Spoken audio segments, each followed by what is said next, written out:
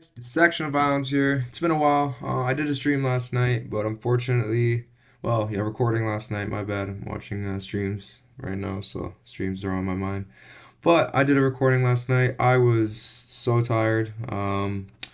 24 hours no sleep, or sorry, almost 48 hours no sleep. So I just crashed. I was slurring, saying things that don't make sense. Yeah, so I want to give you guys the best content. First video of the year. I've been off for like 3 4 months dealing with some stuff. Got a new computer finally. Just try to like fix some stuff around.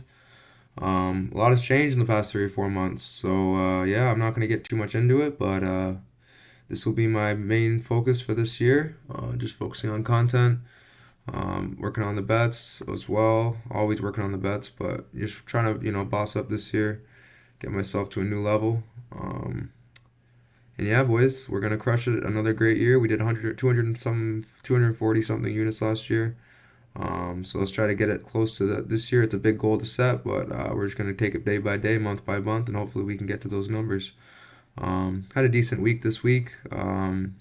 Pretty frustrating. We had ACA. I'm not gonna get too much into that, but should have crushed that card easily. Um, well, and then we had BKFC, one of my specialties, UFC, BKFC, and I crushed that. I should did a video for that, but forgot to be honest. Comment down below if you guys want more BKFC content and other content this year. I'll see if I can do that for you as well. I know I used to do that a lot, but been taking some time to just focus on myself. And yeah, I've made a lot of changes in my life, but this isn't about me or my changes. This is about UFC 324, and yeah, let's get right into it, guys. Make sure we're recording. Oh yeah, we're already in 2 minutes in. Let's go.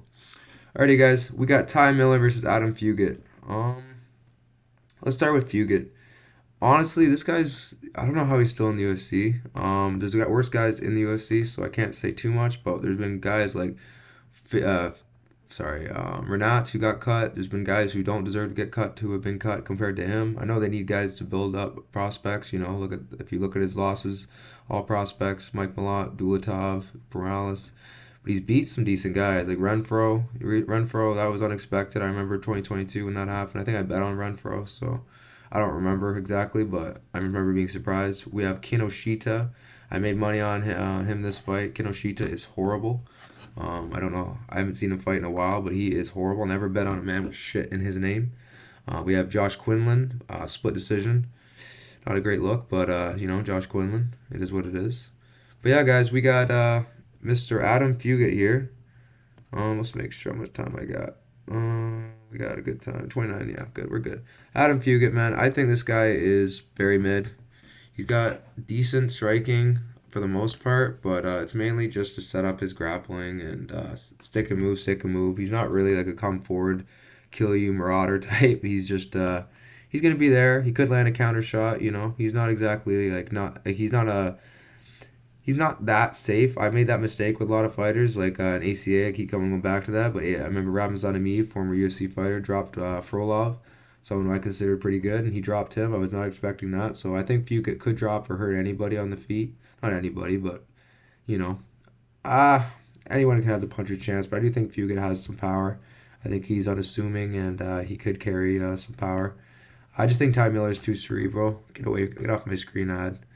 I think Ty Miller is going to be too cerebral. I think he's going to come in with body work, good boxing, and I do think Ty Miller is going to land a KO blow at some point of the fight.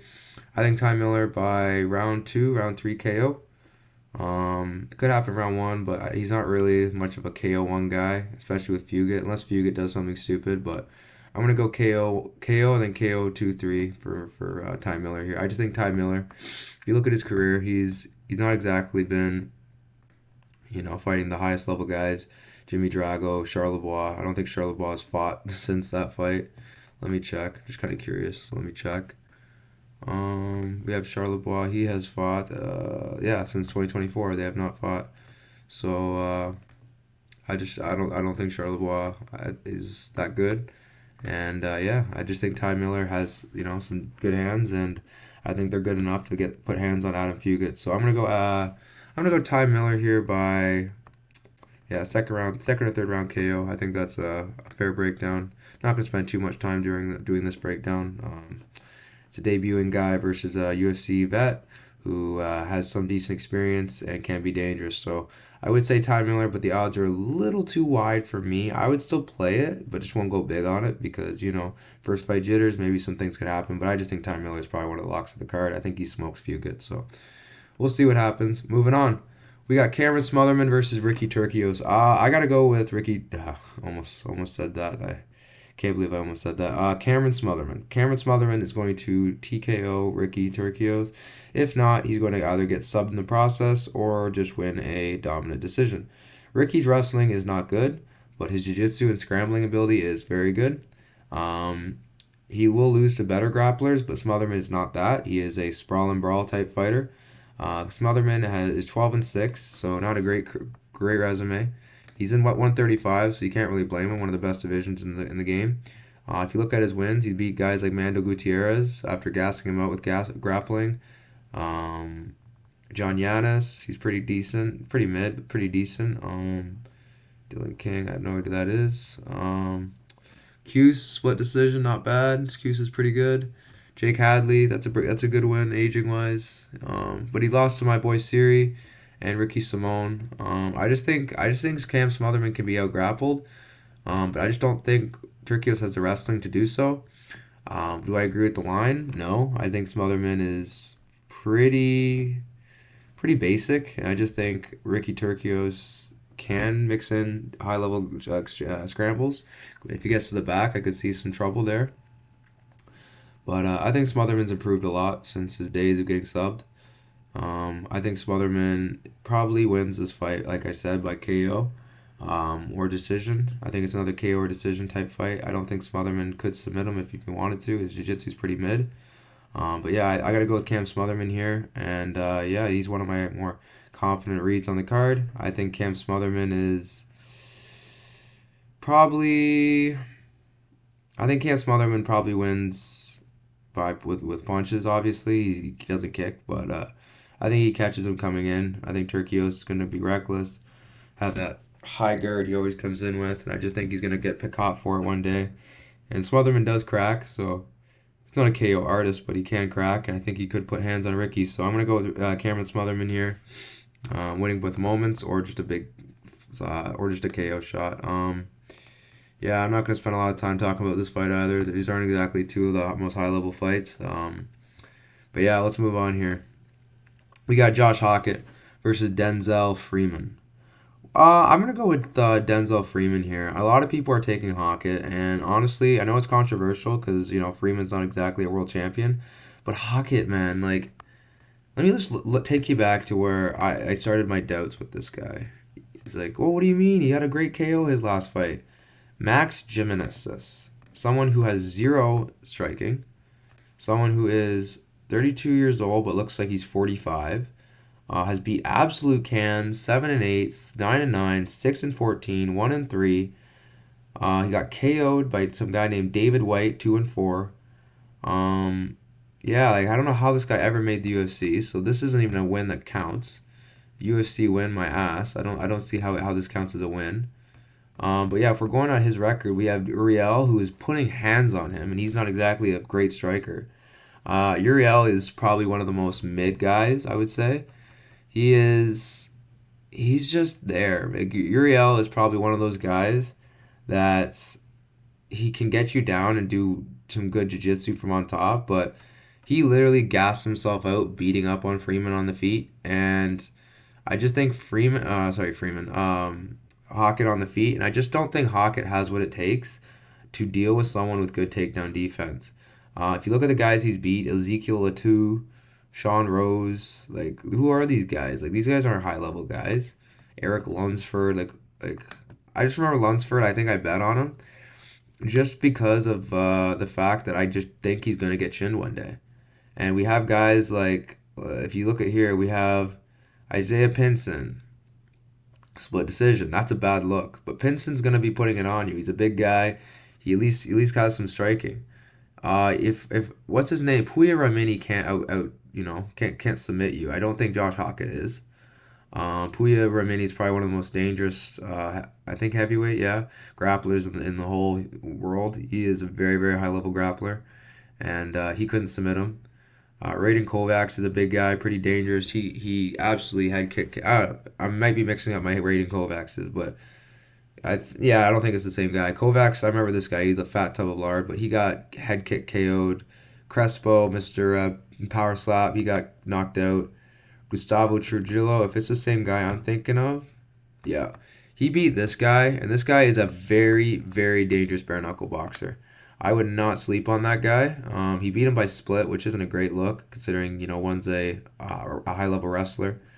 He fought Johnny Eblin back in the day. Like he's not exactly like one of those guys that he beat Trujillo twice. Wow, okay. But yeah, regardless, that was back in 2018, 2024. Let's talk about his recent wins. Hugo Cunha. This guy is a Brazilian grappler with not great wrestling, but he broke this guy and ground and pounded him in the second round. Steven Asplin, we all know who that is. Titties, the guy in the UFC who's been killing people on the feet with volume. He got submitted. Just wait till you see Titties on the ground. It's absolutely horrendous. He cannot grapple to save his life. He can, have a decent takedown defense, but once he's down, he's down. And I just think the heavyweights are going to take advantage of him. Marek Bujolo, it was a recent fight, but if you see this guy, he's a big dude, pretty intimidating, and he's not exactly he's a bum, but he's not exactly the worst fighter I've ever seen. He's just very, very inactive, and he doesn't do anything. He's beat a lot of cans. But, I think Freeman did what he had to do. He outstruck him. I think he has a variety of different ways of winning this fight. He can knock him out. He can outpoint him on the feet. I don't think he's going to out-wrestle Josh. Josh is pretty high level. He used to wrestle Bo Nickel and stuff like that. But I do think Freeman's wrestling is legit. So I'm going to go with Denzel Freeman here. I just think Freeman has more tools, and I think the odds are absolutely crazy. We're not out here picking exactly like locks. If this was a 50-50 fight, I'd probably still pick Freeman, but I wouldn't bet him. At these odds, yeah, I would bet him. I wanted to get up to plus 200, and then I'm probably going to take a poke at it, close to plus 200. I think I saw him at plus 180. But yeah, I just think Hackett's extremely overrated. I don't think he's the guy that everyone's trying to mark him out to be. And I think Freeman can KO him, or I don't know about submit him, but I think he could do work in this fight. So I'm going to go Denzel Freeman here. I'll pay to be wrong if I do bet it. But yeah, as for now, there's no bets for me yet. But yeah, I got Denzel Freeman here. Moving on. Alexander Hernandez taking on Michael Johnson. I think Michael Johnson is super old. I'm going to see if we can get a longer stream recording. I keep saying stream. We're in the new age, so I keep saying stream. But yeah, Michael Johnson. I think Michael Johnson is probably one of the most experienced guys in the UFC. He's been fighting in the UFC since. Wow. Oh my God, it was that long ago, eh? 2010. He has been fighting, I repeat, in the UFC for 16 years. Almost 16 years. That is insane. That is probably the longest career in UFC. This guy has been around for so long. It is insane. Like that picture right there is from when he was fighting last. That's how long ago. And Jonathan Brookins, that's crazy. This guy has 24 wins, 19 losses. He's pretty hit or miss, but I think in this fight he's gonna just be out. I think Hernandez isn't exactly a spring chicken, but he's not young. Or sorry, he's not old. He's only 33. I'd say he's hitting. I think he's right in his prime. He's coming off of two back-to-back finishes. Both of them round two. Round one, round two. KO, right cross. I think Michael Johnson's probably gonna outbox him. He's faster, he's quicker, he's sharper. But the thing about him is, someone that mixes it up, I think, has a good chance of beating him. I think Hernandez can mix it up. But yeah, this is a hard fight to call. I lean Hernandez, but I would not bet this fight. I would probably stay as far away from it as possible, betting wise. I think Johnson can win, but I'm gonna just ride the wave. And Hernandez has been on a tear. Beating Zell Huber is not really an accomplishment in my eyes. Zell Huber is extremely mid. I thought he was better than what he was in Contender Series, but he has shown his colors, and the move to extreme has not helped him. I actually think it hurt him. He just kind of spars out there. There's not a lot of dog in him or grit. He's just kind of out there. He had a great fight against Esteban Ribovics, but other than that, we haven't really seen much from him in the UFC tenure. Like if we look at his career. Let me look at Zellhuber's career. I don't know why we're going into Zellhuber, but let's just show you why I don't really have faith. Like Otman Ozayatar, that guy's horrible. Darius Flowers, like look at these ones. Like he lost to Mr. Ferreira, who Hernandez TKO'd. So it's like I don't know the strength and competition, right? Like look at these guys. Like he submitted Giagos. Credit to him on that. That was a pretty cool win. Lando, good win there. Francisco Prado. But I don't know. Prado had his moments in that fight, and Ribovics, I don't know. I just think this is ever since that Ribovics fight, he's kind of just been fighting conserved, and I don't think this is a good fight for him. I think someone like Hernandez is going to be a lot more of a challenge. Hernandez's footwork is good, just like Zellhuber, but the difference is Hernandez is going to be swinging power. I think Hernandez is going to potentially catch Johnson, put him out, or just out grapple him. This is going to potentially be a close fight. I could see this being a striking affair where both guys are getting their licks in and it's just a tit for tat type fight. But I'm going to go with Alexander Hernandez here. Close fight, but yeah, no strong lean here. I think Hernandez wins. I just based off age and momentum. So yeah, I'm gonna go with Hernandez here, and yeah, low confidence. Moving on, we have Charles Energy Johnson versus Alex Perez. I gotta go with Energy, man. Energy is probably one of those guys that you think, oh, he looks so ugly out there. Like, how are you gonna pick him? Well, that's the thing about Energy is he takes that first round off, and that's why I'm hesitant to take him pre-flop because he usually takes that first round off. But he comes back and he absolutely destroys people. Like round 2, round 3. Yeah, Jimmy Flick round 1, but it's Jimmy Flick, so nothing really crazy there. Carlos Mata round 5. Juan Camilo round 2. Round 4. He just knows how to come back in fights. But the thing about him that worries me is Perez can wrestle, but for how long? And does he have staff again? That's what I wonder. Because he did lose. His last loss was Tamirov, but Tamirov got popped, so we really don't know exactly how good he is. I think Charles Johnson is good when you let him do what he wants to do. If you're in your flow and he can't get his reads, he's kind of cooked. Like we saw that with O'Day. We saw that with Cody Durden, Rafael Esteban. Got heavy grapplers that can keep the pace. I think Charles Johnson does struggle. But his get-ups, his grappling is solid. You can't take that away from him. He's not going to get subbed out there. He's TKO'd 2 highly touted prospects, the champion I would say 2 highly touted. Well, 1 highly touted prospect and 1 former highly touted prospect in Joshua Van. But yeah, he's a comeback guy. So if he loses that first round, expect him to come harder in the second and third. So I'm gonna go with Charles Johnson here by round 2 or 3 TKO or submission. I think Johnson is just gonna, I think Johnson is just too much for Alex Perez. I think it could be a close tit for tat fight. I know Charles doesn't deal with calf kicks well, so I could see Alex implementing that in his game for this fight. But I don't know. Charles Johnson's pretty good at getting his reads, and if he deals with calf kicks early, I could see him adjusting for the second and third. So I got Charles Johnson here by second or third round finish. I would not be surprised to see a decision also.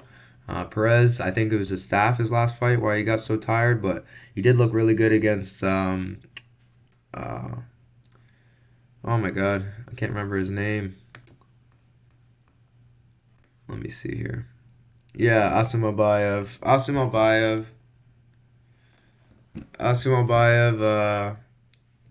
honestly, I just think Asim Obayev is overrated, but regardless, he had a gassed out Perez. He tagged him on the feet at the end of the third or the start of the first, the start of the third, end of the second, and it just kind of made Perez fight a lot more out of his comfort zone, which caught him in that guillotine, and there it is. So I could see him getting put in an uncomfortable position, doing something stupid where Johnson either subs him or TKOs him. So I'm going Charles Johnson here. It's not a confident read. Oh, sorry, it is a confident read, but it is not a lock. Don't get me wrong. Charles Johnson fights are rarely locks.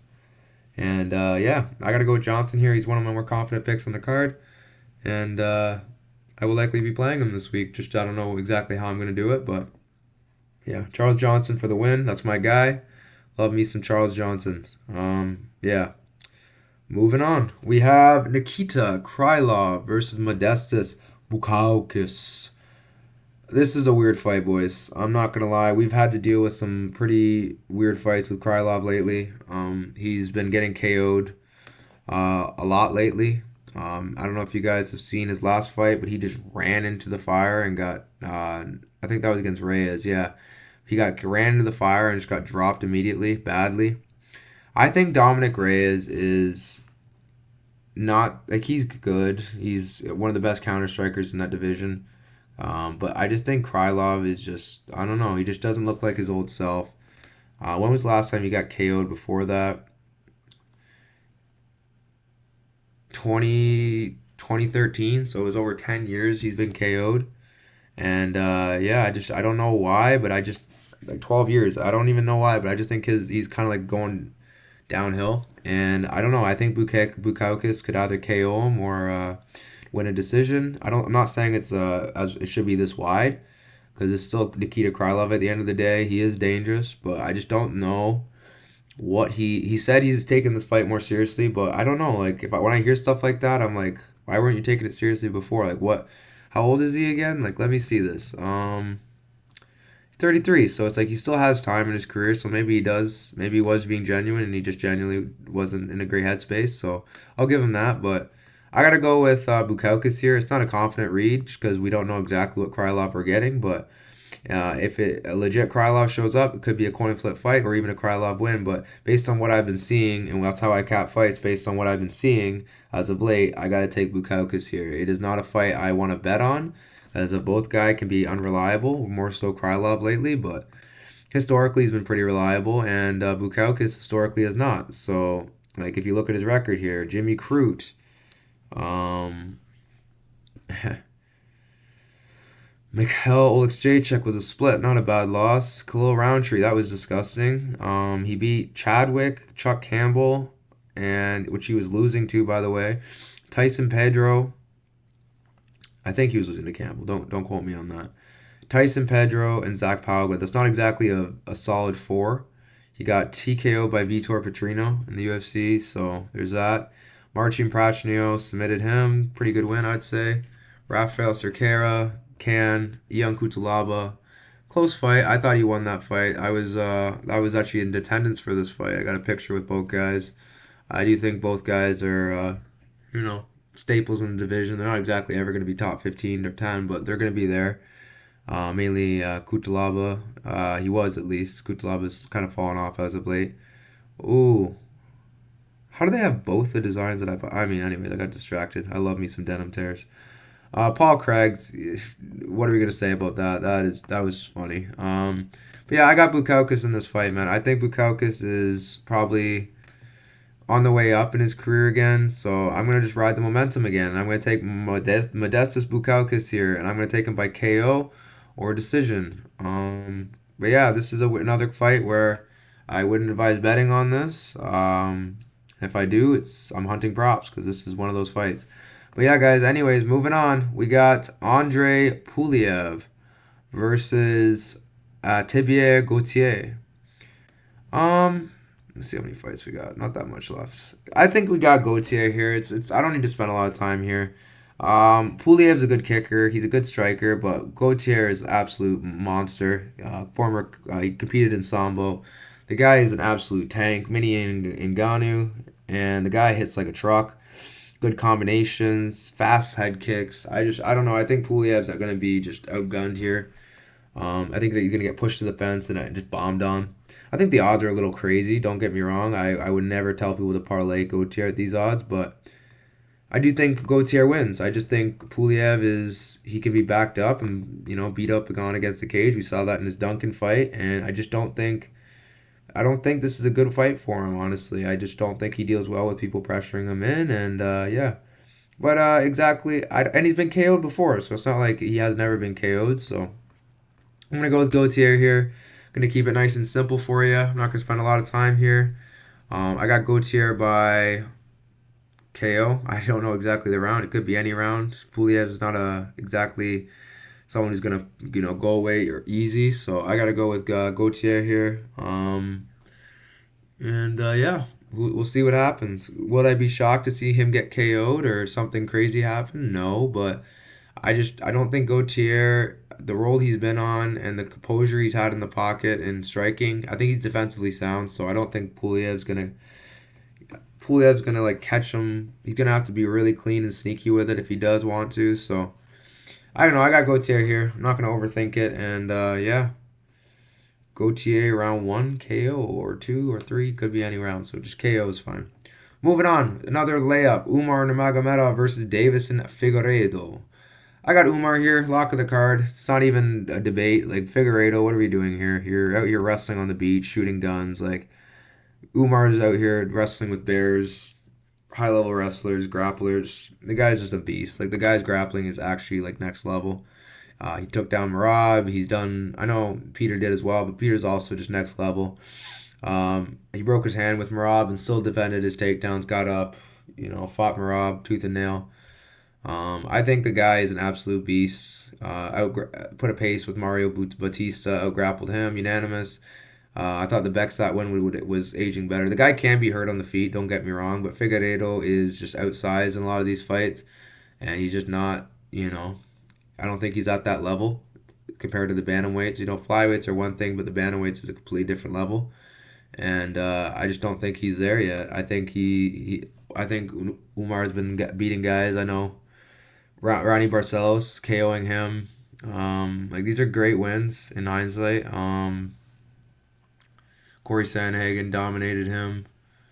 I think the only loss, like he said, his only loss is to Rob, and he won, I think, one or two rounds off of him. So I got to go with Umar here. It's one of those fights where, I don't know, I think Umar wins this really easily and subs him in the first round or second. But I got Umar here. His grappling is just next level, and I just think Davison is on the downward trajectory, and he should not be fighting someone as good as Umar. So we'll see how this plays out, but I got Umar Nurmagomedov here, and I don't think it's even close. I think Davison is cooked. I don't see how he even finds success in this fight.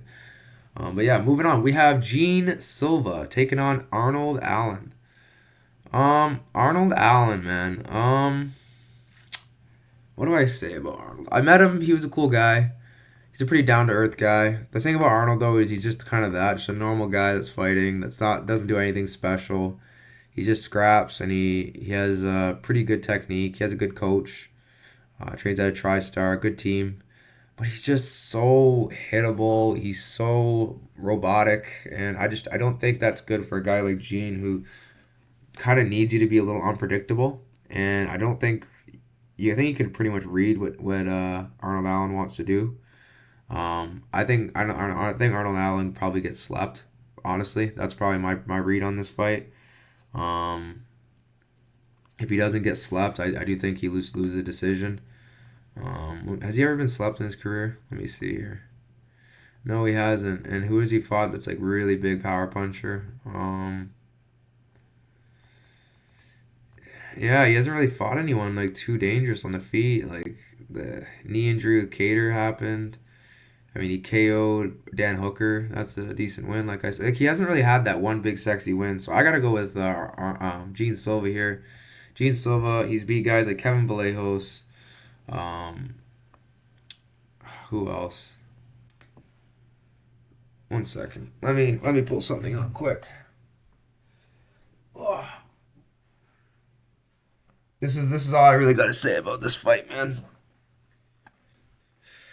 Let me see. Make sure the camera can see this.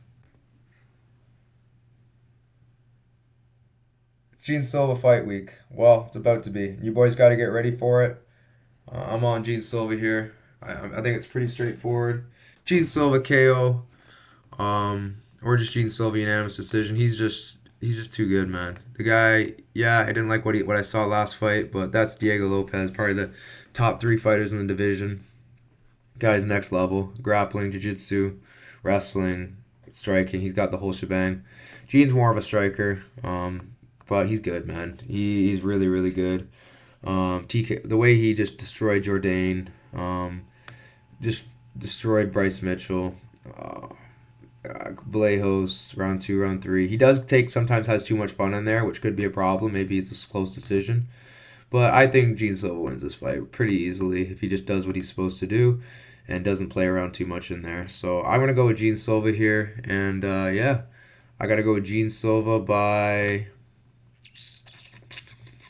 Gene Silva. I'm going to go Gene Silva KO, 2-3, or decision. I think Arnold Allen is a tough guy, and it's going to be hard to put him away.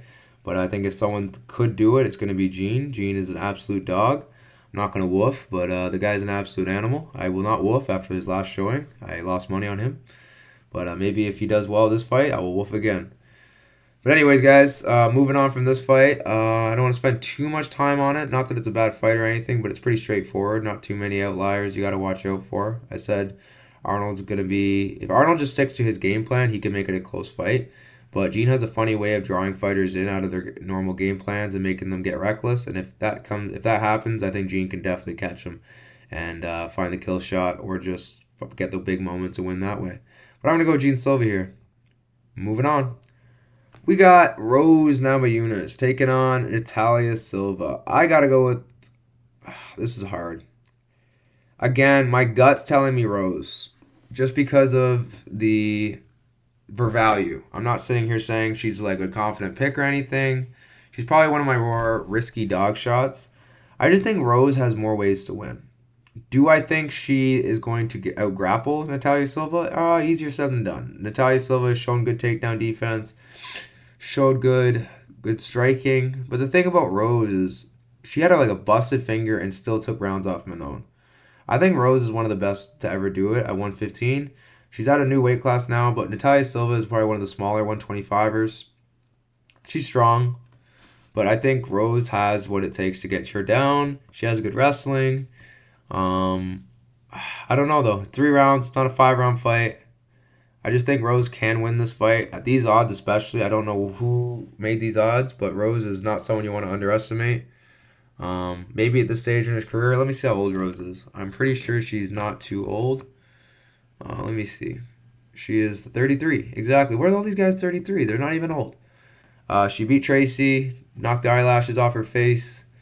Miranda Maverick beat her pretty easily, I'd say. Can't remember if I'm remembering the fight clearly enough. I can't remember. Blanchfield is what it is. You know, Blanchfield is one of those guys that just... One of those people that just comes at him. Comes at you and just comes at you and comes at you, and she's a she's a beast. Blanchfield's really, really good. One of the best grapplers in that division, other than Jazz. But yeah, Jazz and Blanchfield will be a fun fight one day. I just think Rose is one of the most technical fighters in women's MMA. She is so good. And if she can just get into that Matrix mode, I think she can find a way to win this fight. I'm not confident. Don't quote me on this saying it's a lock or that it's a confident pick. This is probably one of my more controversial opinions, I would probably say, for this card. A lot of people are going to call me crazy, this and that.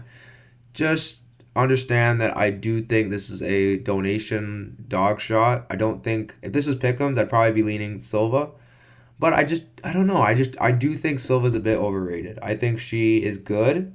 Don't get me wrong. Before you bite my head off, she is good, but she has holes.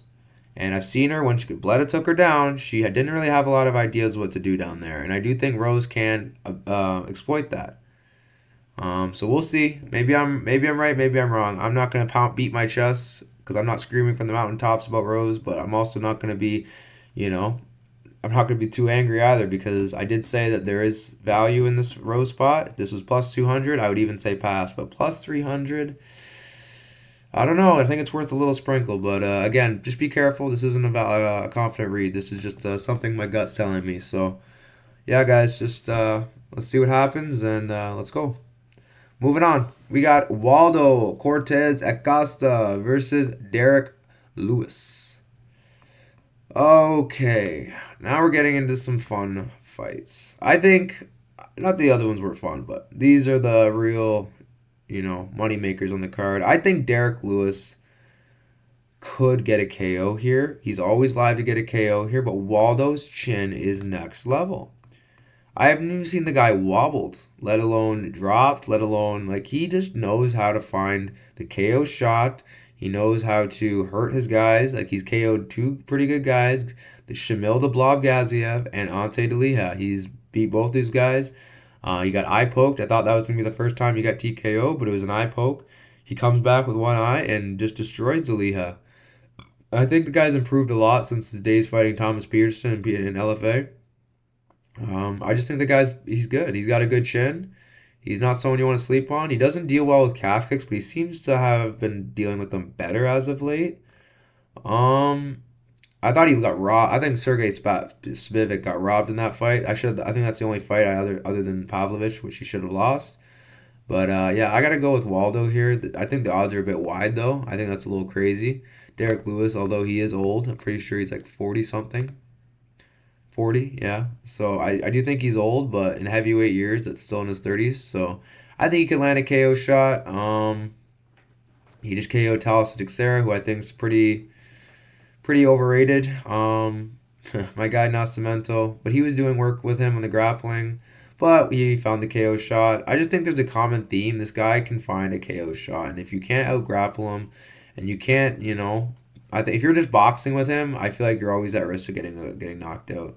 I think you're gonna need to mix in elbows, and I don't know if Acosta can, so I'm gonna go with Acosta, but I just think the odds are too wide for me to play this. I think Acosta likely KOs Lewis, but at these odds, I'm just not willing to pay to find out. So yeah, pass on this fight for me. I just think Acosta wins youth, age, momentum, and his chin is going to be huge here. If his chin can hold up on Derek Lewis's punches, this will be the ultimate test. The knockout king himself.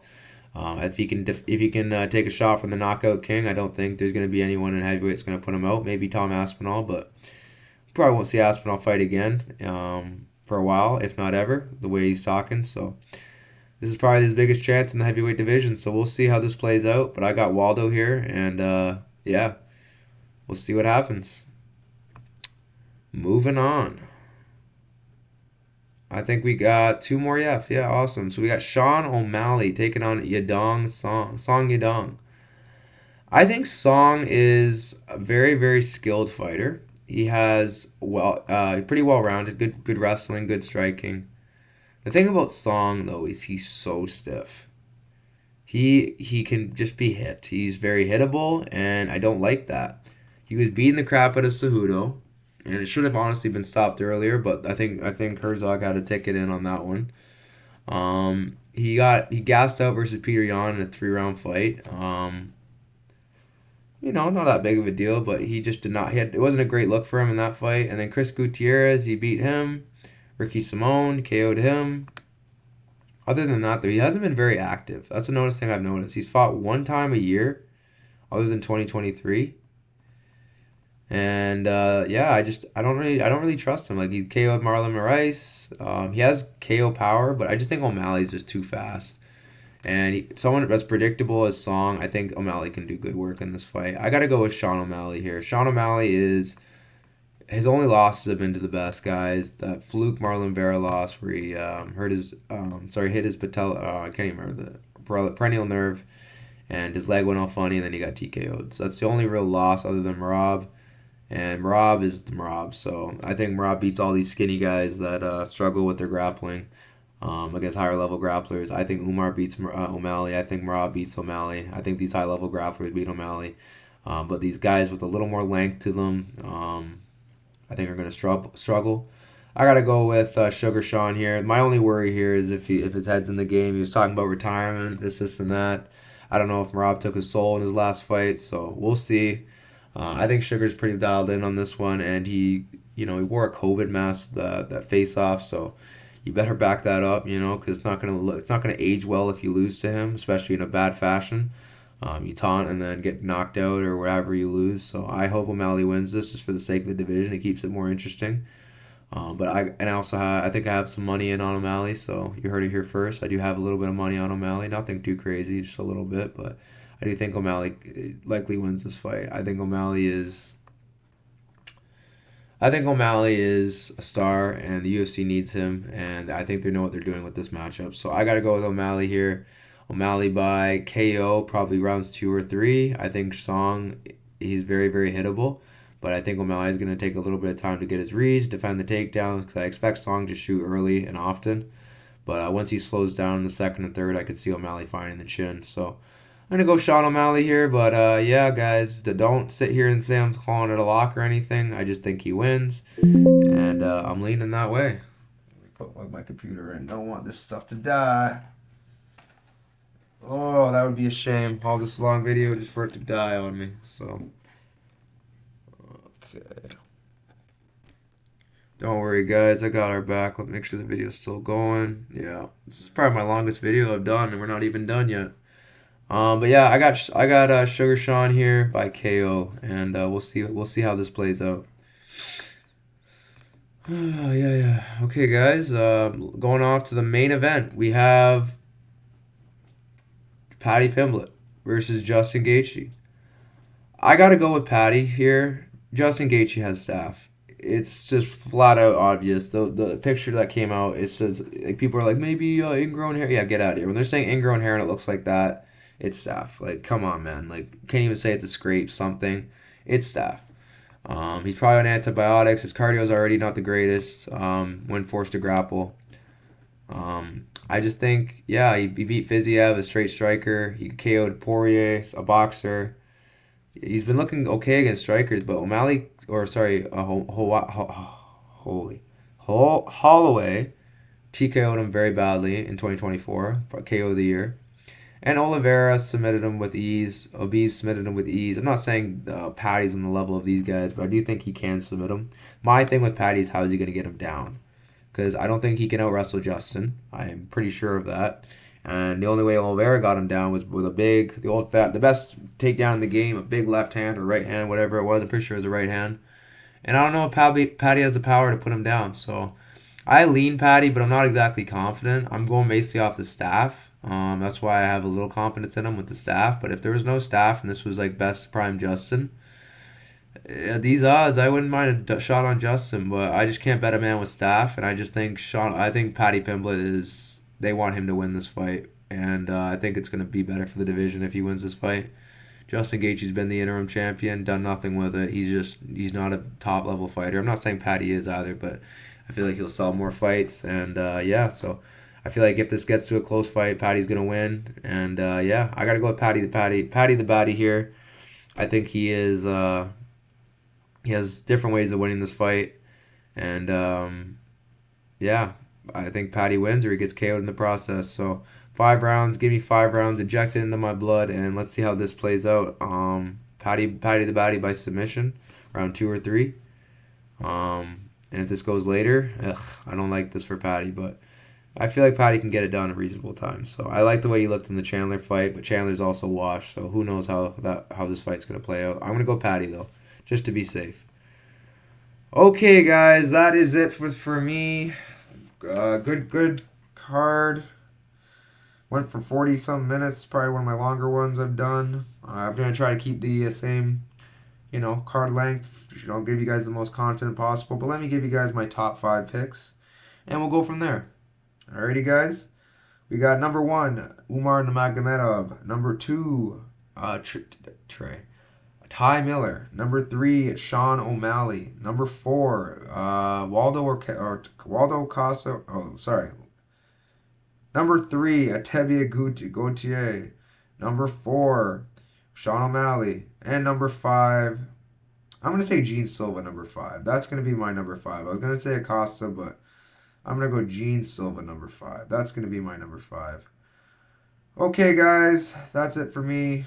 Again, like, subscribe. You haven't heard in a while, but you know the drill. Catch you guys next time. See, the camera can see this. I'm a different man now, guys, so gotta shut out the man above. Jesus is king. Love you guys. See you the next time. I'll be trying to do this every Sunday, so stay in touch with me in the Discord if you guys want to get some insight on the cards, and join up. The Discord's free. I would really advise you guys join that. That's a really good opportunity for you guys to get me, talk to me, and get some of the plays, early plays, access. It'll be a good thing if you guys join the Discord. Really strongly advise that. But anyways, guys, catch you in the next one. Like, subscribe. You know the drill. Catch you next time. Peace.